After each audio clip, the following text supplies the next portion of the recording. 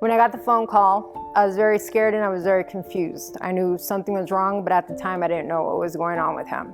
I was getting my kids, all 5 of our children, ready for school, and I get a phone call, and it's my husband on the phone. And all he kept saying was, my legs are pinned, my legs are pinned. And he really couldn't speak, but I knew something was wrong. Stephen Jackel ended up calling me one more time, and he told me that he was in Germany and that they would be flying him to San Antonio. At the very beginning, we didn't know he had lost his legs. We finally got all 5 kids to Alaska. We get off the plane, and they take us to the hospital room, and the first thing we see is their dad is missing his leg, and I didn't know that. So I didn't have time to prepare my children for what we're about to see. I feel the biggest challenge for the family was adapting to the new Stephen Jackel. He was a very different man. When he lost both of his legs, at the time I couldn't understand it. I knew he was going through a lot of pain, but I didn't understand completely everything that he was going through. Our whole family kind of had to get adjusted to this new life and this new person that we had. The Stephen Jackel we knew before the injury was very outgoing, loving, caring. He was always, very great with the kids, and he was just, very energetic, full of life.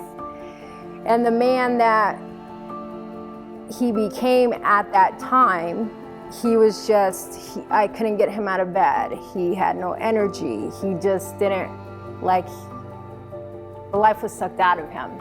I want to say Stephen's recovery, I feel like it took a while, maybe 2 to 3 years. Just basically him learning how to walk, and then him learning to adjust, and then him get back to being a father and a husband. He just didn't know where he fit in anymore.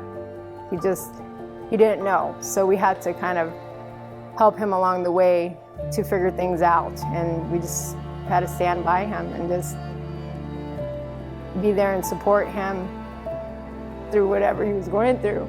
I felt life was starting to fall into place. He started being very active again, very outgoing again. It seemed like he loved life, being the father that he was, the husband that he was. He would just work really hard to try to be as normal as he can be. But unfortunately, on January 3rd, 2018, my husband took his life. The fact that Stephen Jackel picked me to be his wife, I'm very honored to be his wife. And I always told him, because he was always sad and upset, that we had to take care of him for a while. And I told him I would do it again over and over and over.